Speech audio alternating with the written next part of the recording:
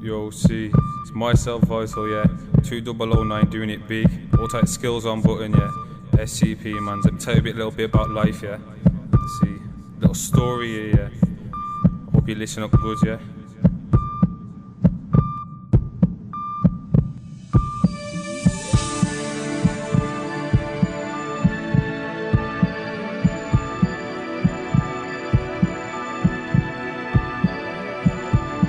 Tell you a little bit about what knives do, yeah. Okay.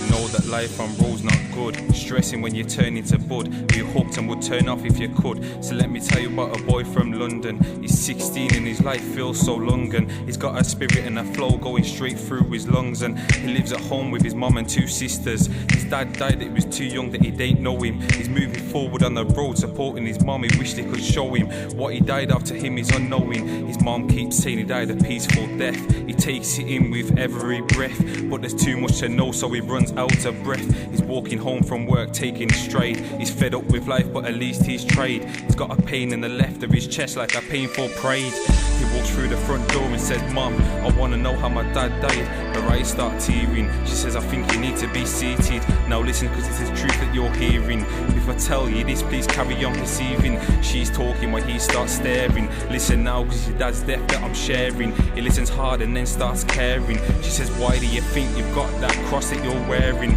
"It was the only thing I had to remember." Nearly a year now, knocking on September. Some nights it glows hot like ember. Your father worked hard for supporting. Some of this story might seem distorting. You was only young, but your father swapped his money for the snorting. He was hooked on drugs and carried on spending. There was too much money he was lending. He was always on road packed with a lenging. His life was ending, so the boy keeps on thinking, "I wanna lead my dad's life. Any beef on road I can pack with a knife, and I can easily take a man's life." So he starts changing. He thinks, "Fuck my mum, she can't lock the cage in." So in the next 2 weeks he starts to get harder, losing his mind so he can't get smarter. Got nowhere in life, never given a starter. He just wants to live like his father. After 2 weeks have passed, he's back on the road, mixing with the wrong type of people. In his own eyes, he could end all the sequel. His life was dropping just like a free fall. So he starts smoking the greens, did anything he could to get on the leans, hustling and busting with the crack fiends. He's moving forward on road, he's making a paper. There was too many seconds of his life that he couldn't wait. He was living it out, his life the way his father should have ended.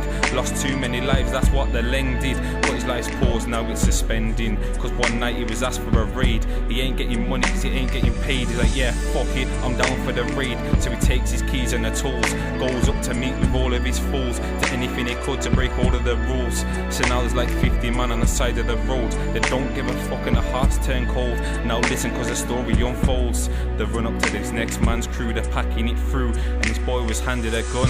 He was told shoot him and run. It was blazing hot just like the sun. So he takes it and pulls back the trigger. The moment in his life and the lights just flicker.